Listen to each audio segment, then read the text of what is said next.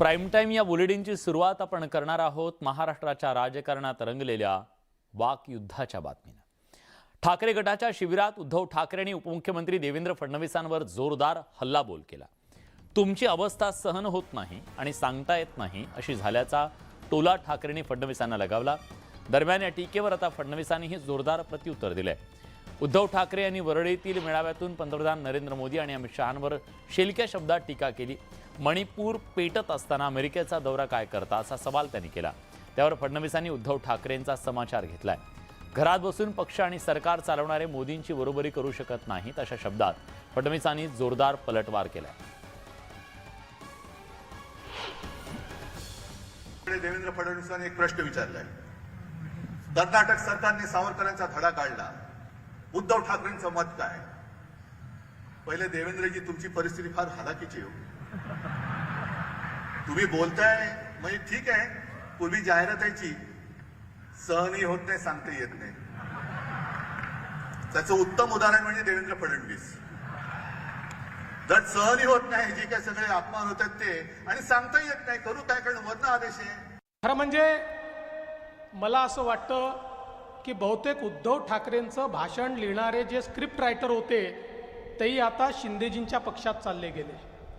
त्यामागे काँग्रेस राष्ट्रवादीकडनं उधारीवर त्यांनी स्क्रिप्ट रायटर आणले आहेत आणि त्यामुळे त्यांची जी स्क्रिप्ट आहे, आज म्हणाले देवेंद्र फडणवीसांची अवस्था अशी आहे, त्यांना सहनही होत नाही, सांगता येत नाही।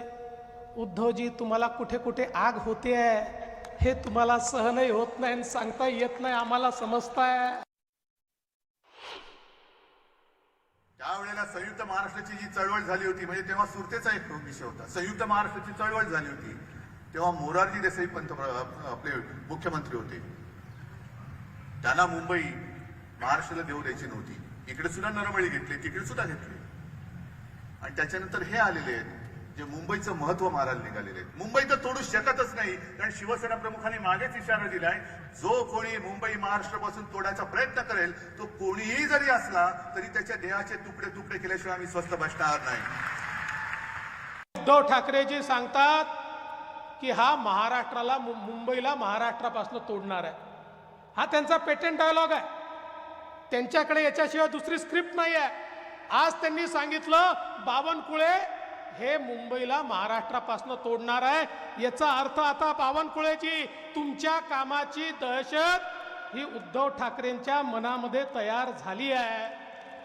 उद्धवजी, काळजी करू नका, कुणाच्या बापाचा बाप जरी जमिनीवर उतरला तरी मुंबईपासनं, महाराष्ट्रापासनं मुंबई ही वेगळी होऊ शकत नाही। त्यामुळे ही डायलॉग बाजी बंद करा।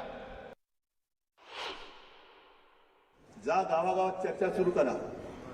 मगाशी किशोरीताई तुम्ही सांगता मी थोडंसं ऐकलं की त्यावेळेला गॅस काय होता, आता गॅस किती आहे। मोदींचं एक भाषण होतं तेव्हाचं, पेट्रोल ऊपर जा रहा है कि नीचे जा रहा है, महंगाई ऊपर जा रही है कि नीचे जा रही है। जा गाव वाड्या चावडीवरती जा आणि सगळ्यांना विचारा, महागाई वर चालली का खाली आलेली आहे, बेकारी वाढले का कमी झालेली आहे, गॅसचे दर वाढलेत का कमी झालेत, हे सगळे विचार ना। खात्यामध्ये 15 लाख आलेत का, शेतकऱ्यांना नुकसान भरपाई मिळाली का। मोदीजींबद्दल, अमित भाईंबद्दल काय काय बरळले, काय काय बरळले। खरं म्हणजे मला कधी कधी यांना म्हणावंसं वाटतं, कोण होतास तू, काय झालास तू, अरे वेड्या असा कसा वाया गेलास तू। अरे नरेंद्र मोदी उस व्यक्ति का नाम है जिसने इस भारत के ऊपर का कलंक बदल कर दिखाया और अयोध्या की भूमि पर प्रभु श्री राम का मंदिर बनाने का काम नरेंद्र मोदी जी ने करके दिखाया। जे गरीब असतात त्यांना अमित शाह काय माहिती, जे घरात बसून राजकारण चालवतात त्यांना मोदीजी काय माहिती। मुंबईमध्ये ठाकरेंच्या शिवसेनेच्या शिबिरात ठाकरे गटाचे नेते खासदार संजय राऊत यांनी सरकारवर जोरदार हल्लाबोल केला। मोदी शहा यांच्यासोबत आमचं वैयक्तिक भांडण नाही, पण देशामध्ये जे सुडाचं राजकारण सुरू आहे त्याचा बदला शिवसेना घेणार आहे। तसंच उद्या जर आमचं सरकार आलं तर मोदी शहा आणि फडणवीस सुद्धा शिवसेनेमध्ये दिसतील, पण यांना शिवसेनेत घ्यायचं की नाही हे उद्धव ठाकरे ठरवतील, असा मिश्किल टोला राऊतांनी लगावला। यावर भाजप नेते प्रसाद लाड यांनी राऊतांचा समाचार घेतलाय।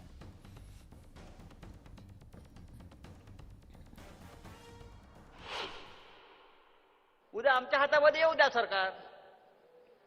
24 तासामध्ये मोदी, शाह, फडणवीस शिवसेनेत दाखल होतील, प्रवेश होतील का नाही? 24 तास आम्ही सकाळी सामनामध्येच बातमी वाचणार, ईडीच्या भयाने फडणवीस यांचा शिवसेना प्रवेश।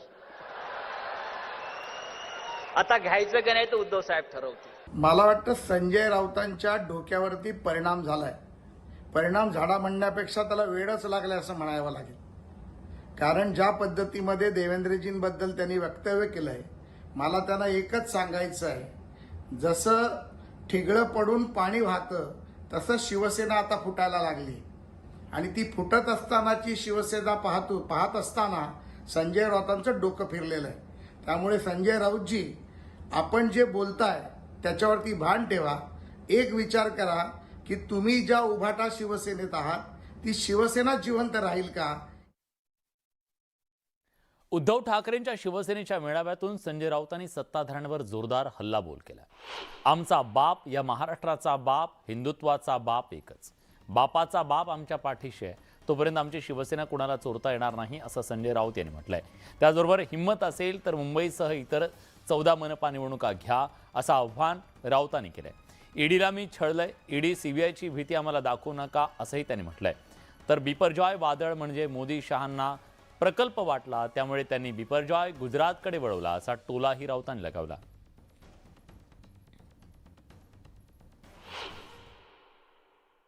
महाराष्ट्रात लूट, मुंबईत लूट, देशात लूट,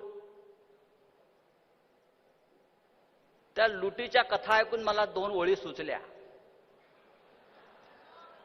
अजून मला त्या ओळी बोलायच्याच, हसू नका।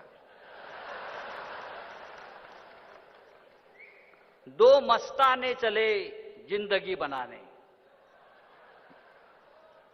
2 मस्ताने चले जिंदगी बनाने, चुना लगा के पूरे देश डुबाने।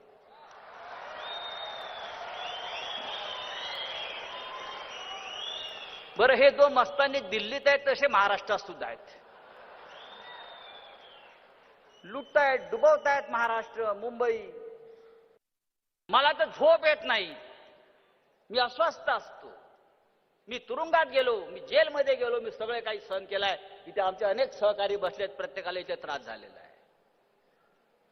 पण या राज्यामध्ये परत आपली सत्ता येईल, या देशामध्ये सत्ता येईल, आणि ज्यांनी आमच्याशी हे सुडाने जे वागलेत, तो छळ केलाय, त्या प्रत्येकाची व्याजासह परतफेड केल्याशिवाय राहणार नाही, हा आमचा निश्चय आहे। अरे काय ईडी आणि काय सीबीआयच्या भीती आम्हाला दाखवताय? आम्ही गेलो त्यातून, तावून सुलाखून निघालो।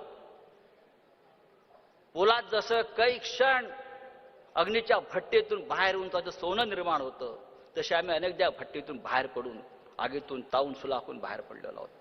त्यातून ही शिवसेना निर्माण झालेली आहे। मी एकटा नाही, आजची शिवसेना।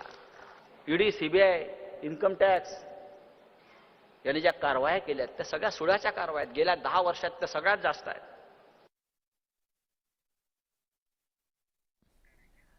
आशिष देशमुख यांनी नागपुरात भाजपमध्ये प्रवेश केला। शिस्तभंग केल्याचा ठपका ठेवून देशमुखांना काँग्रेसमधून 6 वर्षांसाठी निलंबित करण्यात आलं होतं। काँग्रेस आता जीर्ण झाल्याचं वक्तव्य देशमुखांनी पक्षप्रवेशाच्या वेळी केलं।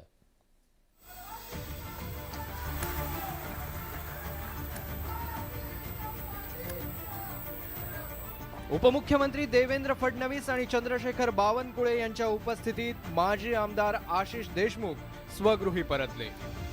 आशिष देशमुख यांचं काँग्रेसमधून निलंबन झाल्यानंतर त्यांच्या भाजप प्रवेशाच्या चर्चा सुरू झाल्या होत्या। त्या सगळ्या चर्चांना पक्ष प्रवेशामुळे अखेर पूर्णविराम मिळाला।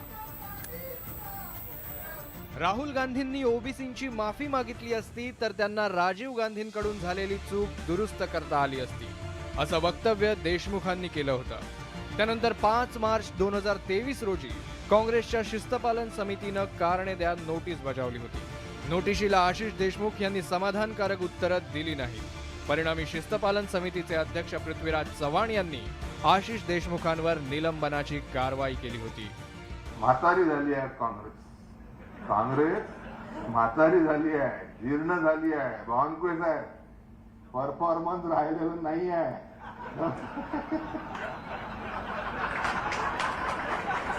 अशा ह्या काँग्रेसनी मला काढलं हे चांगलंच झालं आणि त्या निमित्ताने भाजपा सारख्या एका चांगल्या पक्षाला, एका चांगल्या आयडिओलॉजीच्या पक्षाला मी माझं घर करू शकलो. 2009 मध्ये आशिष देशमुखांनी भाजपमध्ये प्रवेश केला. 2014 मध्ये देशमुख भाजपच्या तिकिटावर निवडून आले. मात्र 2018 मध्ये त्यांनी भाजपला रामराम ठोकून काँग्रेसमध्ये प्रवेश केला होता. मात्र आता 5 वर्षानंतर आशिष देशमुख यांची घरवापसी झाली आहे. राजकारणाची समज आहे अशा प्रकारचे एक नेते आपल्या स्वगृही भारतीय जनता पक्षामध्ये परत आले आहेत. मी आपल्या सर्वांच्या वतीनं डॉक्टर आशिष देशमुख यांचं भारतीय जनता पक्षामध्ये मनपूर्वक स्वागत करतो आणि अभिनंदन देखील करतो.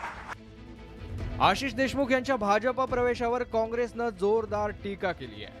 काँग्रेस पक्ष म्हातारा झालाय आणि काम करत नाही असं बोलणारे आशिष देशमुख, त्यांना एवढंही कळता कामा नये की राजकारणात आणि समाजकारणात जेवढा पक्ष जुना तेवढा त्याचा इतिहास मोठा.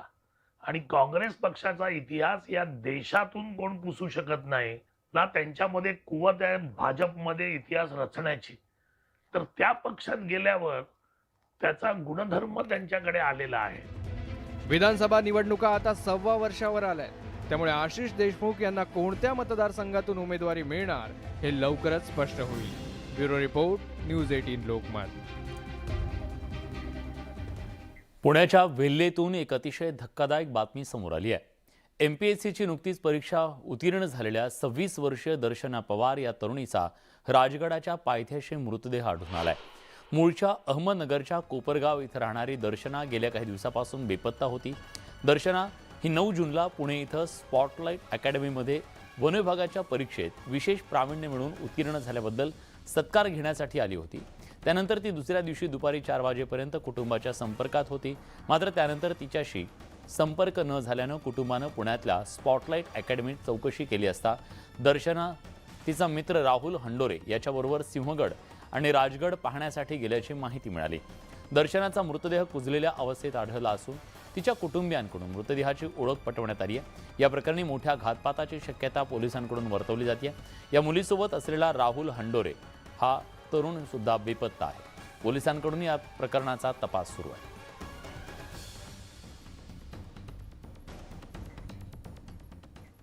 राज्यासमोरील लव जिहाद आणि धर्मांतराचा धोका वाढत चाललाय.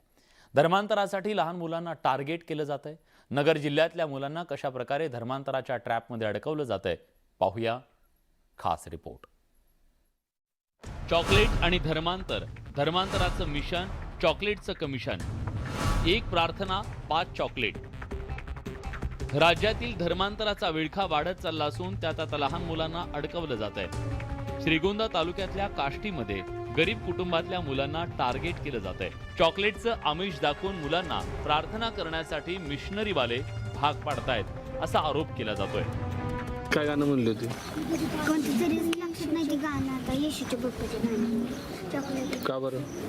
तिथे बसलेले त्यांचे गाणं ऐकलेलं म्हणून आणि तिकडे आलते म्हणून. बरं, काय गाणं ऐकलं ते येशू बाप्पाचे म्हणून. हो का? तुला येत नाही का मग? झोपडपट्टीतील गरीब कुटुंबियांच्या घरात मिशनरीवाले प्रवेश करून तुमचा देव कल्याण करणार नाही असं सांगून धर्मांतरासाठी दबाव टाकतायत.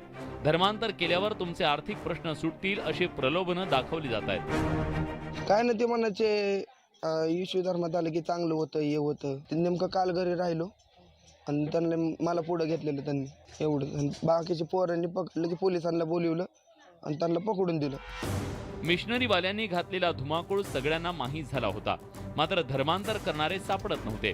अखेर एका व्यक्तीच्या घरी मिशनरीवाले धर्मांतर करण्यासाठी आल्यावर त्यांना रंगे हात पकडण्यात आलं.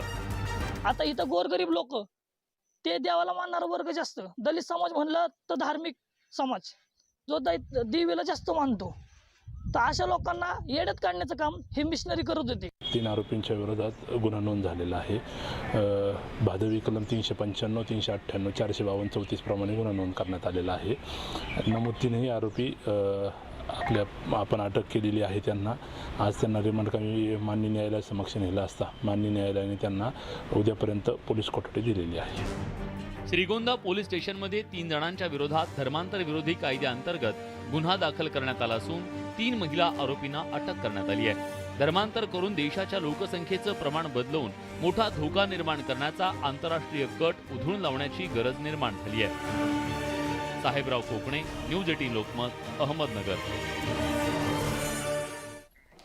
या सगळ्या घडामोडींसोबत बुलेटिनमध्ये आपण इथेच थांबतोय. ताज्या घडामोडींसाठी बघत रहा न्यूज 18 लोकमत.